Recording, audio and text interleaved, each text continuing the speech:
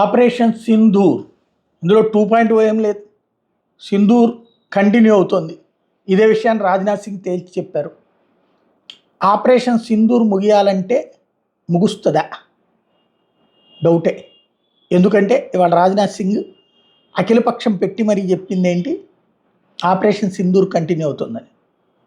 ముగింపు కావాలంటే ఏంటి, తీవ్రవాదుల ప్రాణాలు కావాలి.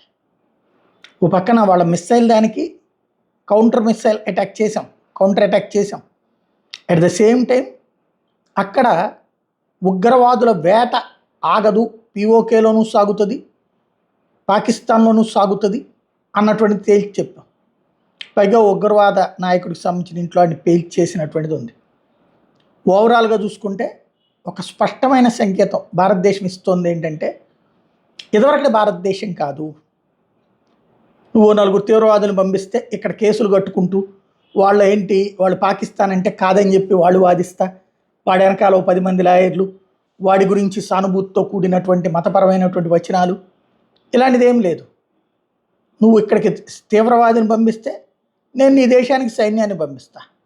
నువ్వు తీవ్రవాదితో మా వాళ్ళ ప్రాణాలు తీస్తే ఆ తీవ్రవాదుల మూల పురుషుల ప్రాణాలు తీస్తాం, ఆస్తులు ధ్వంసం చేస్తాం.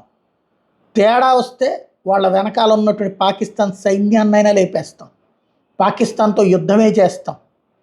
26 మంది ప్రాణాలు తీసిన దానికి ప్రతిగా పాకిస్తాన్ 1600 కోట్ల రూపాయల ఆస్తి నష్టం, 180 మంది తీవ్రవాదుల హతం.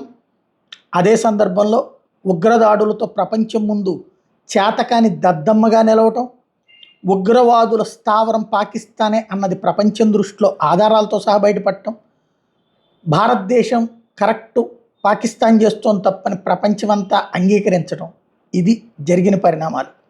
కాబట్టి మోడీతో పెట్టుకునేటప్పుడు, భారతదేశంతో పెట్టుకునేటప్పుడు నువ్వు మోడీకి వెళ్ళి చెప్పు అన్నారు, చెప్పారు, చెప్తే ఇది జరిగింది.